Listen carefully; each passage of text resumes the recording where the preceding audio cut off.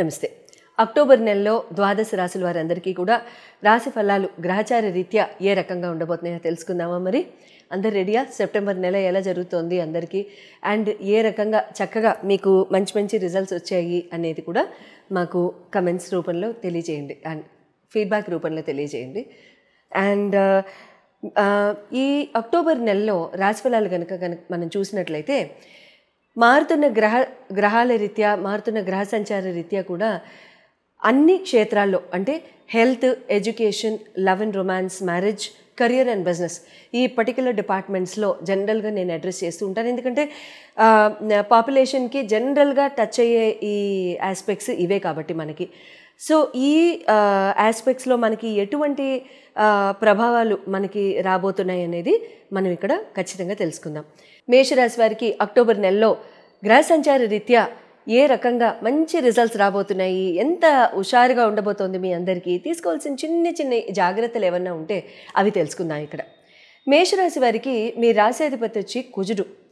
కుజ భగవానుడు తుల సంచారం మొదలుపెట్టారు. తుల సంచారం కూడా ఆయన మొన్న సెప్టెంబర్ 13వ తారీఖు, సెప్టెంబర్ 13న ఆయన రాత్రి 9:34 ఆయన మొదలుపెట్టడం జరిగింది. మేషరాశి వారికి తులారాశిలో సంచరిస్తున్న ఈ కుజుడి యొక్క సంచారం చాలా విశేషంగా ఉండబోతుంది అండ్ చాలా చాలా మంచి సంచారం కూడా చెప్పుకోవచ్చు ఇది. తర్వాత ఇక్కడ శుక్ర భగవానుడు, కేతు భగవానుడు ఇద్దరు కూడా సింహరాశిలో పంచమంలో సంచారం చేయడం అండ్ రవి బుధులు ఇద్దరు కూడా కన్యలో సంచారం చేయడం, అది కూడా 12వ స్థానం అవుతుంది. రాహు 11వ స్థానంలో లాభస్థానంలో, శని భగవానుడు 12వ స్థానంలో, తర్వాత గురు భగవానుడు 3వ స్థానంలో సంచారం చేయడం జరుగుతుంది. హెల్త్ పరంగా కనుక చూసుకున్నట్లయితే immunity and self individual personality ఇవి కనుక చూసుకున్నట్లయితే మేషరాశి వారికి ఇక్కడ మీకు మీ రాశ్యాధిపతి వచ్చి ఆయన సప్తమంలో కూర్చున్నారు కాబట్టి ఇక్కడ మీకు జలుబు, కొంచెం వేడి ఉంటూనే బాడీలో కొంచెం అంటే నార్మల్ బాడీ టెంపరేచర్ కంటే కూడా కాస్త అంటే ఇంటర్నల్ లో ఫీవర్ అంటాం కదా, అటువంటి ఆస్పెక్ట్స్ ఉండడం జరుగుతుంది. లేకపోతే దాంతో పాటుగా జలుబు, వేడి చేసినా సరే ఒక్కొక్కసారి జలుబు రావడం లాంటివి జరుగుతూ ఉంటాయి. ఇక్కడ ముఖ్యంగా మీకు శుక్ర సంచారం ఉన్న టైంలో ఇటువంటి ఆస్పెక్ట్స్ మీకు జరుగుతూ ఉంటాయి. స్కిన్ ర్యాషెస్ రావడం జరుగుతూ ఉంటుంది. ఆ స్కిన్ ర్యాష్ కూడా ఎలా ఉంటుందంటే కొంచెం తోలు ఊడడము, కాస్త రక్తం కనపడము, ఒక చుక్క, అటువంటివి జరుగుతూ ఉంటాయి. Take care. ఎక్కడ కూడా బర్న్స్ లేకుండా చూసుకోండి, బాడీ మీద హీట్ బర్న్స్ కానీ లేకుండా చూసుకోండి. తర్వాత ఎడ్యుకేషనల్ లవ్ పరంగా కనుక చూసుకున్నట్లయితే మేషరాశి వారికి పంచమ స్థానాధిపతి మీకు రవి భగవానుడు కాబట్టి ఆయన వ్యయ స్థానానికి వచ్చేసారు కాబట్టి మీకు ఆయన షష్టమ స్థానానికి వచ్చారు కాబట్టి కన్యలోకి. ఇక్కడ మీకు ఏమవుతుందంటే ఇందాక కూడా వ్యయ స్థానం 12వ స్థానం అన్నట్టున్నాను, I'm sorry, I correct myself. Ravi భగవానుడు కన్యలో ఉన్నారు కాబట్టి ఆయన షష్టమ స్థానాన్ని కాబట్టి ఇక్కడ ఏమవుతుందంటే మీకు ఒక రకంగా ఎడ్యుకేషనల్ లవ్ పరంగా కొంచెం అంటే ఏమన్నా కాస్త డౌట్గా ఉండడం కానివ్వండి, లేకపోతే ఏదన్నా పెండింగ్ వర్క్స్ ఏమన్నా ఉంటే, పెండింగ్ విషయాలు ఏమైనా ఉంటే మాట్లాడాల్సినవి, పెండింగ్ చదువు రీత్యా కానివ్వండి, స్కిల్స్ అండ్ సర్టిఫికేషన్ రీత్యా కానీ పెండింగ్ యాక్టివిటీస్ ఏమైనా ఉంటే అవన్నీ కంప్లీట్ చేయడం ఇక్కడ సంపూర్ణంగా జరుగుతుంది.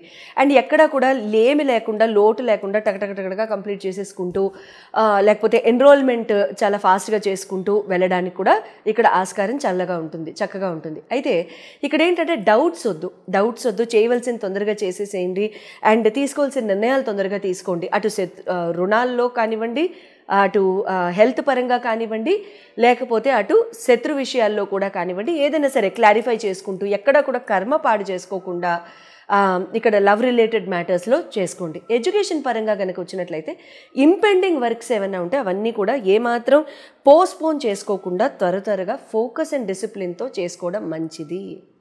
ప్రతిరోజు ఆదిత్య హృదయం చేసుకోవడం చాలా చాలా మంచిది మేషరాశి వారికి. ఈ టైంలో జనరల్గా కూడా చాలా మంచిది, ఈ టైంలో ఇంకా మంచిది. మ్యారేజ్ హౌస్ కనుక చూసినట్లయితే సప్తమ స్థానాన్ని చూస్తాం కాబట్టి శుక్ర భగవానుడికి సంబంధించిన స్థానము. శుక్ర భగవానుడు మీకు పంచమ స్థానంలో హౌస్ ఆఫ్ రొమాన్స్లోనే కూర్చున్నాడు కాబట్టి అది కూడా కానీ కేతుతో కలిసి కూర్చున్నాడు ఆయన. మంచిదే, ఇబ్బంది ఏం లేదు, మరీ అంత ఇబ్బంది ఏం కాదు. అప్పుడప్పుడు కాస్త డౌట్లు ఉంటాయి. అంటే పార్ట్నర్కి మనమంటే కొంచెం ఇంట్రెస్ట్ ఉందా, ఏంటి రెస్పాన్సివ్గా లేరు స్పౌస్ అన్నట్టుగా ఒక ఫీలింగ్ వస్తుంది. కానీ మీ రెస్పాన్సిబిలిటీ మీరు చేసుకుంటూ వెళ్ళిపోతే అవతల సైడ్ నుంచి కూడా చకచక వాళ్ళ రెస్పాన్సిబిలిటీ వాళ్ళు తీసేసుకుంటారు. వాళ్ళు ఫాస్ట్గా అన్నీ చేసుకోవడం లాంటివి జరుగుతూ ఉంటాయి. అటువంటి రిజల్ట్స్ మీరు చూడడం కూడా జరుగుతుంది. చాలా మంచిది.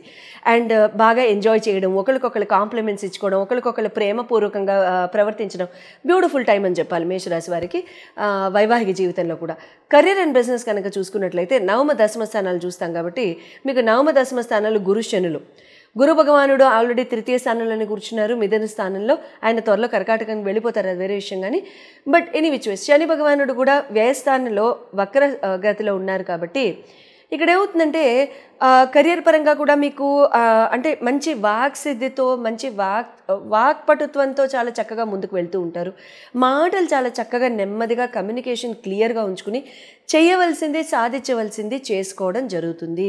ఇక్కడ ఏమాత్రం కూడా డౌట్స్ లేకుండా, డిలేస్ లేకుండా, పోస్ట్పోన్మెంట్ లేకుండా మీరు చేయవలసిన కెరియర్ పనులు మీరు చేసుకుంటూ వెళ్ళిపోతే త్వరగా అన్నీ ముందుకు వెళ్ళడానికి ఆస్కారం ఉంటుంది. కాకపోతే శని భగవానుడు వక్రగతిలో ఉన్నారు కాబట్టి కాస్త స్లో అవుతుంది ఈ టైము. పర్లే, ఇబ్బంది లేదు. అక్టోబర్ 28 తర్వాత మెల్లిగా స్పీడ్ పుంజుకుంటాయి అన్నీ కూడా. అక్టోబర్ నెల మొత్తం ఇలాగే ఉంటుంది. ఆల్మోస్ట్ అక్టోబర్ 28 నుంచి కాస్త స్పీడ్ పుంజుకుంటాయి. ఇంకా నవంబర్ 28 తర్వాత తిరుగులేదులేండి, ఇబ్బంది లేదు. ఉండనివ్వండి ఏలినాటి శని. ఏలినాటి శని అంటే అదేం బ్రహ్మరాక్షసేం కాదు, ఇంకా మంచిది, చాలా చాలా మంచిది ఏలినాటి శని. ఎందుకంటే it's like a detoxification of your horoscope. Body డీటాక్స్కి రకరకాల డ్రింకులు తాగేస్తూ ఉంటాం కదా. హోరోస్కోప్ డీటాక్సిఫికేషన్, కర్మ డీటాక్సిఫికేషన్ అవ్వాలి అంటే ఏలినాటి శని వచ్చి తీరాలి. అది వస్తే కానీ మనం డీటాక్స్ అవ్వం, అది వస్తే కానీ మనకు ముందు వెళ్ళాం. పెద్ద ఆయన రావాలి, మనం డీటాక్స్ చేయాలి, అంతేనా? Very good. సో ఇక్కడ ఫండింగ్, మేజర్ ఇన్వెస్ట్మెంట్స్ లేకుండా కెరియర్ పరంగా, బిజినెస్ పరంగా ఏమైనా డీల్స్ చేసుకోవాలన్నా, మీటింగ్స్ చేసుకోవాలన్నా తప్పనిసరిగా చేసుకోండి. Kindly do your homework. At the same time ముందుకు వెళ్ళడానికి ఎక్కువ శాతం ట్రై చేయండి, ప్రయత్నించండి. హోంవర్క్ కంప్లీట్ చేసుకోండి. నవంబర్ 28 తర్వాత కంప్లీట్గా సిఎన్బి, కెరియర్ అండ్ బిజినెస్ పుంజుకుంటాయి. అప్పుడు నేను హోంవర్క్ చేస్తాను అంటే you will waste your time. Okay, అలా మాత్రం చేయకండి. ఖచ్చితంగా నేను చెప్పినట్లు ఆదిత్య హృదయం ప్రతిరోజు చదవాలి. అండ్ ఈ టైంలో కనుక మీరు ఎట్టి పరిస్థితుల్లోనూ లైట్ కలర్స్, ప్యాస్టల్ కలర్స్ ఎక్కువగా వేసుకోవడానికి ట్రై చేయండి. లక్ష్మీదేవి ఆరాధన చక్కగా చేసుకోండి. లక్ష్మీదేవికి పటిక బెల్లం నివేదించి మీరు పూజ చేసుకోండి, మంచి జరుగుతుంది. శుభం భూయాత్. ఇండివిజువల్గా మీరు జన్మజాతకాలు అందరూ కూడా అన్ని రాసుల వారు ఇండివిజువల్గా మీ జన్మజాతకాలు, ఇప్పుడు ఇవన్నీ మేము చెప్పేవి జెనరిక్గా చెప్పేవి. మీ జన్మజాతకం ఏంటి, మీ కుండలిలో మీ లగ్నం ఏంటి, లగ్నానికి సంబంధించిన మీ రాశిలో మీ జన్మకుండల్లో మీకు ఏ గ్రహాలు ఎక్కడున్నాయి, ఎక్కడ గోచరిస్తున్నాయి, మీ లగ్నరీత్యా మీకు ఎలా ఉంది, దాని పరంగా మీకు ఇంకా రిజల్ట్స్ ఎలా ఉన్నాయి. ఇప్పుడు నేను చెప్పిన ఈ జెనరిక్ ఆస్పెక్ట్స్ అన్నిట్లో కూడా మీకు ఉన్న క్వశ్చన్స్కి ఏ డేట్స్లో మీరు ఎటువంటి నిర్ణయాలు తీసుకుంటే మంచిది అనేవి చూపించుకోదలుచుకుంటే స్క్రీన్ మీద డిస్ప్లే చేయబడ్డ నంబర్స్కి మీరు కాల్ చేసి చక్కగా అపాయింట్మెంట్ తీసుకోవచ్చు. శుభం భూయాత్. ఫైనాన్షియల్గా చాలా సంవత్సరాల నుంచి ఇరుక్కుపోయామండి. ఫైనాన్షియల్గా చాలా సంవత్సరాల నుంచి ఇవ్వాల్సిన వాళ్ళు ఇవ్వడం లేదు, డబ్బు చేతికి రావాల్సినది కూడా రావటం లేదు. యాన్సెస్ట్రల్ ప్రాపర్టీస్లో, భూమి ప్రాపర్టీస్లో కానీ, భూమికి సంబంధించిన ఇతరోత్తర ప్రాపర్టీస్లో కానీ తగాదాలు, కుటుంబ సభ్యులతో తగాదాలు, లేకపోతే మాకు రావాల్సింది లేదు, ఒకప్పుడు బాగా బతికాం కానీ తర్వాత ఇంకేదో రకంగా పరిస్థితులు కాస్త మారాయి, కొంచెం నెగిటివ్గా వద్దు, కాస్త మారాయి ఏదో కొంచెం, అలాంటివి అప్పుడు ఇంకా చాలా చక్కగా మీరు బాగా ఫైనాన్షియల్గా ఎదగాలి అనుకున్నప్పుడు మీరు ఏం చేయొచ్చు అని అంటే, ధనియాలు ఉంటాయి కదండి, ధనియాల్ని చక్కగా మీరు ఏదైనా కాస్త తడి మట్టిలో మీరు నాటేసేసేయండి. కొద్ది రోజుల్లోనే మొలకలు వచ్చేస్తాయి. ఆ మొలకల్ని కాస్త పెంచండి, ఆ ఎదగడం చూడండి. ఎన్ని రోజులు చూస్తారు? ఒక వారం రోజులు, ఒక 40 రోజులు అట్లా చూస్తూ ఉండండి. 15 రోజుల నుంచి 30 రోజుల వరకు అయితే తేడా కనపడుతుంది. ఆ 15 రోజుల నుంచి 30 రోజుల వరకు తేడా కనిపించిన తర్వాత ఎట్టి పరిస్థితుల్లో ఆ ధనియాల యొక్క మొక్కల యొక్క ఆ పాట్స్ ఉంటాయి కదా, ఆ పాట్స్ని తీసుకెళ్ళిపోయి ఆ మొక్కలతో పాటుగా మీరు ఏదైనా ప్రవహించే నీటిలో వేసేసేయండి. ప్రవహించే నీటిలో వేసేసిన తర్వాత దాన్ని మళ్ళీ అదే ప్రాసెస్ని మళ్ళీ రిపీట్ చేసుకోండి. ఇలా ఎన్నాళ్ళు చేయాలి? ఖచ్చితంగా ఒక 11 నెలల వరకు చేసుకోండి. ఇలా 11 నెలల వరకు చేసుకుంటే మీకు రావాల్సిన డబ్బు అందడం దగ్గర నుండి మీకు ఉన్న భూమి తగాదాలు కానివ్వండి, యాన్సెస్ట్రల్ ప్రాపర్టీస్ యొక్క తగాదాలు కానివ్వండి, అన్నదమ్ముల మధ్యలో తగాదాలు కానివ్వండి, ఆస్తిపాస్తుల కోసం ఈ పెద్దవాళ్ళు కొట్టుకోవడం కానివ్వండి, ఏదైనా సరే అవన్నీ కూడా ఖచ్చితంగా తీరిపోయి మీకు రావాల్సిన డబ్బు అంతా వస్తుంది. తర్వాత మళ్ళీ చేసుకుంటూ ఉండొచ్చా? చేసుకోవచ్చు, కానీ ఊరికినే మన మొక్కల్ని వేస్ట్ చేయాల్సిన అవసరం లేదు.